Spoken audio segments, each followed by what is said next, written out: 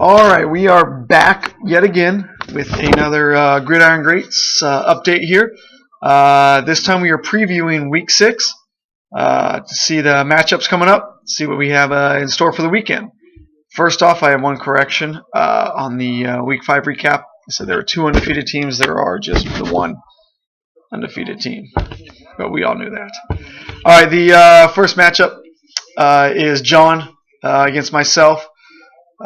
John is obviously reeling from the loss of AP, hoping that maybe with this December 1st court date he'll be acquitted, and John can maybe, if he squeaks into the playoffs, have him for the stretch run. He's led by Matt Ryan, who's been a top 5 fantasy quarterback all year. I believe he's number 3 right now in the rankings. He relies heavily on him, though, because he really doesn't have anything consistent at running back. Myself, well, I'm undefeated. So I'm, of course, led by the number 1 player in fantasy football right now, Andrew Luck. I've got some decent running backs, some good receivers. But as luck goes, I go, and he's been going pretty damn good. So I'll keep riding him. All right, the next matchup is Mike versus Zach. Mike is the defending champion, and he's off to a 1-4 start. Not how he envisioned it. Talking to Mike, he says, hey, sometimes you just don't have the year. He's got AJ Green going this weekend, and we'll see if AJ actually plays. He was carted off the field yesterday at practice. He is hoping that Eddie Lacy's production last week is not a fluke, and he is going to get back on track, get back like he was last year's rookie season. That'll really help Mike and his get back to the winning ways. Now, Zach, who I like to call the king of the waiver wire, made a move this week. He traded Ahmad Bradshaw for DeAndre Hopkins. So that upgrades his receiver corps. He had a lot of depth at running back, especially after picking up Brandon Oliver, who he's starting this week in a favorable matchup against the Raiders.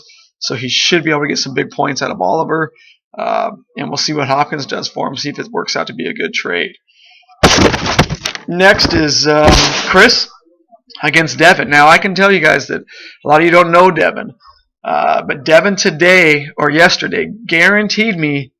Last week he guaranteed that he was going to win. Now he's gone a step further and guaranteed that he will not lose another game in the regular season. He even went so far as to make a bet with me that he would not lose. He has to pay me $5 for every loss he has in the regular season going forward. If he goes undefeated, I'll give him $50. He relies completely and totally on DeMarco Murray. DeMarco Murray, number 1 fantasy back right now. He's Devin's main point scorer. He has Megatron, but Megatron's been banged up and nicked up, so who knows if he can even count on him at all. So his whole team right now is resting on DeMarco Murray's shoulders. Now Chris has Phillip Rivers, great quarterback, having a great season. Chris's big thing right now is he has Shady McCoy. That's his top running back. It should be one of the top running backs in fantasy football right now. He's ranked 30th at the running back position. I believe Chris's entire season depends upon whether or not Shady McCoy can get going. Every day, the Eagles are saying they're going to get it going. They're going to get it going. Their offense hasn't looked great. Nick Foles, who's Devin's quarterback, hasn't looked wonderful. So really just depends on, for Chris, whether or not Shady McCoy can get going.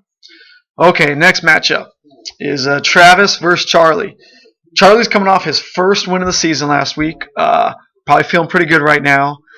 Can he keep it going? Charlie really needs help at running back. Doesn't have a legit number 1 running back. Doug Martin's his guy. Doug Martin's been banged up. Hasn't looked real good. That offensive line hasn't looked great, even with the acquisition of Logan Mankins down there in Tampa. He has Peyton Manning, though. And if you have Peyton Manning, you can always win. Peyton Manning could easily throw 10 touchdowns against the pitiful Jets defense. Travis just made a trade. He got Ahmad Bradshaw for DeAndre Hopkins to give him a little depth at running back because he's hurting at running back.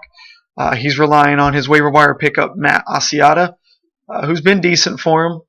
His whole game, though, he's not going to get a ton of yards. He's got to score touchdowns, so he needs Asiata to score touchdowns. Now, where Travis is rich is at the wide receiver position. He's got 4 legit starting wide receivers right now. Any of them can score in 20 points. So as long as his receivers do good, he does good. Next matchup is the old man Villa versus Ben. Ben's had an up and down season, mainly down. He's 1-4. He's had a lot of injuries on his team. A lot of guys banged up, nicked up. Reggie Bush, Brandon Marshall. He really needs Cam Newton to step it up. Maybe score a couple rushing touchdowns, pass for 400 yards like he did his rookie year, if he wants any shot at winning. The old man relies heavily upon the Seahawks.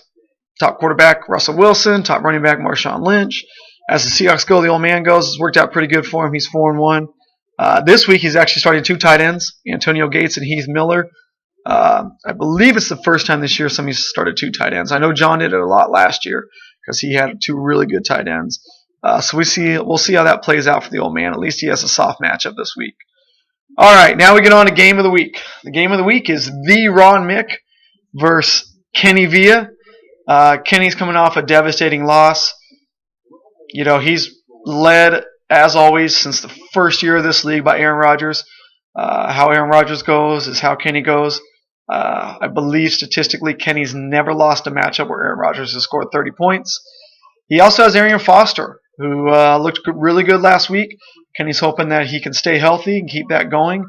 If Aaron Rodgers does what he does and Arian Foster comes back and plays like he's capable of, Kenny should be able to make the playoffs again.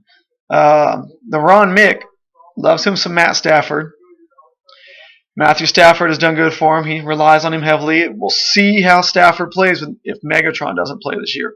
Golden Tate had a huge game last week, but Stafford's a completely different quarterback without Calvin Johnson in the lineup. Lucky for Ron, though, he does have the number 1 receiver in fantasy football in Antonio Brown. The guy is just unbelievable.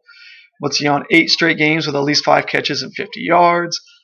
He's not a big guy. He's shifty, great hands, runs wonderful routes, but he catches everything. If you throw it near him, he's going to make the catch. All right, that's the matchups. Look forward to thoroughly demoralizing John. Hopefully we'll have some really good matchups this week, some close ones. Maybe be a couple blowouts as usual. We got our first trade in a while. I know there's some guys that need some things. I'm always open for trading. I'm assuming everybody else is too. I know we got some guys that need some running backs. We got some guys that need some receivers. Let's keep this baby rolling, and I will talk to everybody again on Tuesday for the Week 6 recap.